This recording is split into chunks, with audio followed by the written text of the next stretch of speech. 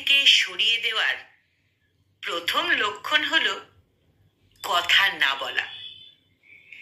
কাউকে জীবন থেকে সরিয়ে দেওয়ার দ্বিতীয় লক্ষণ, ব্যস্ত আছি, পরে কথা বলবো। এরপর দেখবেন অজুহাতের শেষ নেই। একটা বাস্তব কথা কি জানেন? মানুষকে খুশি রাখতে পারার মতো কঠিন কাজ এই পৃথিবীতে দ্বিতীয়টা নেই।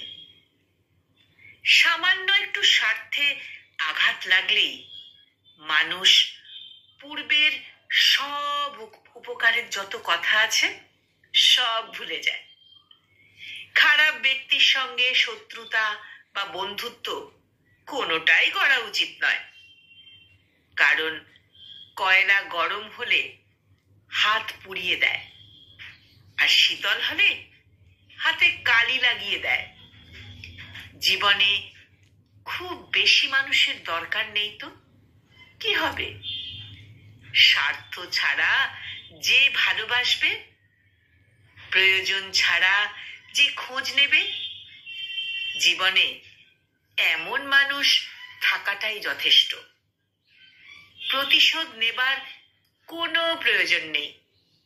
শুধু চুপচাপ বসে অপেক্ষা করো।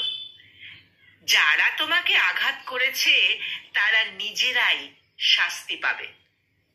আর তুমি যদি ভাগ্যবান হও তাহলে তাহলে তুমি তা নিজের চোখেই দেখতে পারবে।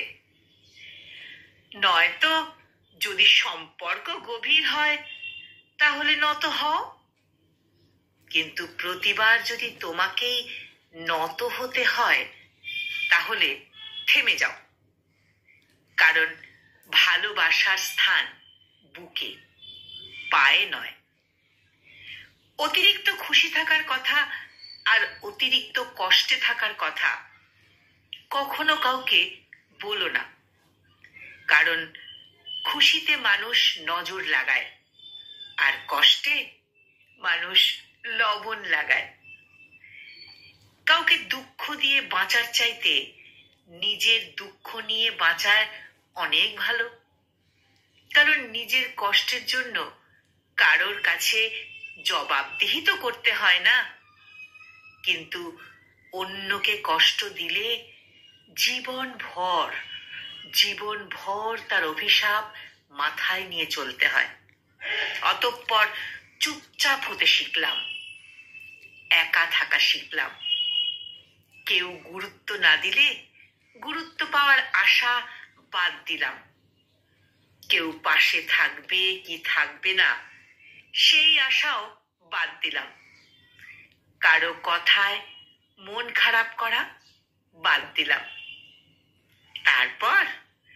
তারপর জীবন এখন অনেক সুন্দর।